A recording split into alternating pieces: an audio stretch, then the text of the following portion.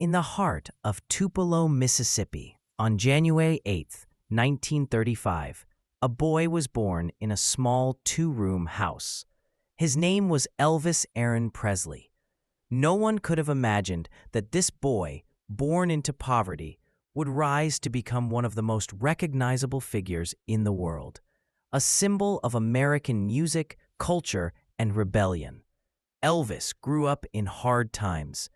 His family had little money, but he had something powerful, a voice that seemed to carry both joy and sorrow, hope and pain. As a child, he sang in church, soaking in the gospel music that filled his Sundays.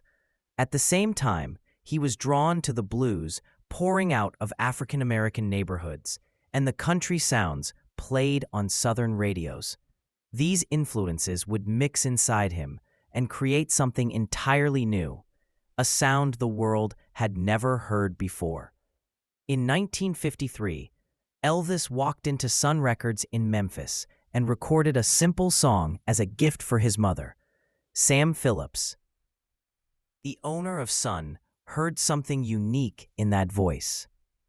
Soon, Elvis was in the studio, blending gospel, blues, and country into a style that broke all the rules. When he released That's All Right, the music world shifted. People didn't know whether to call it blues, country, or something else entirely. What they did know was this: it was electrifying.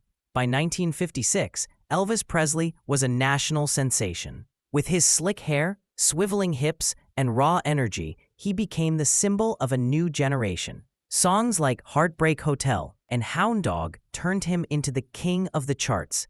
Teenagers screamed, parents worried, and preachers condemned. But nothing could stop the wave he had started. Elvis wasn't just singing, he was challenging the cultural boundaries of America.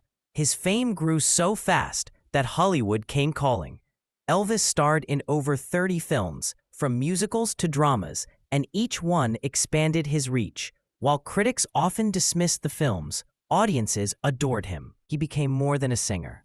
He was an all-around entertainer, a face that appeared on posters, movie screens, and television sets across the world. But Elvis was more than showmanship. In 1958, he was drafted into the U.S. Army, serving in Germany at the height of his career. Instead of resisting, he went. This decision made America respect him even more. He wasn't just a star. He was a citizen, willing to serve like any other young man.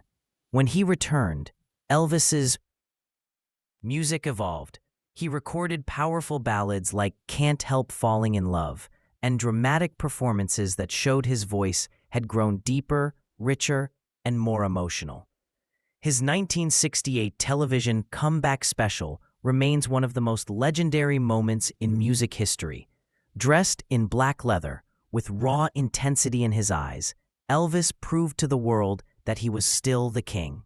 On August 16, 1977, the world was shocked. Elvis Presley had died at the age of just 42. The news spread like wildfire, and millions mourned.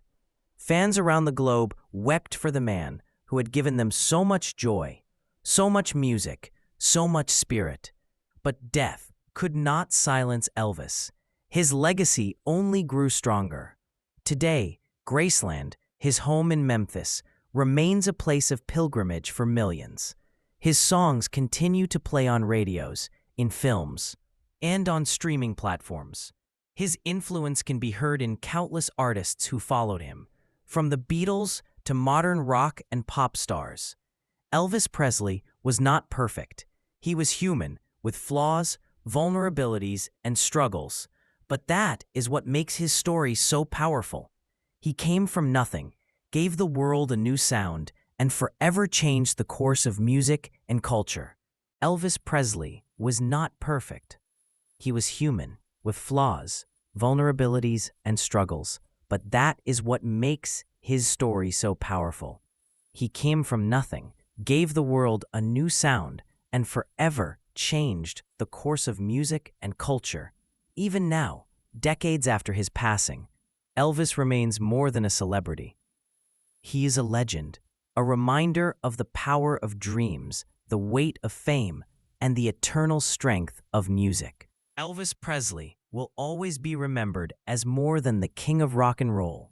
He was, and still is, the voice of a generation, the boy from Mississippi who conquered the world.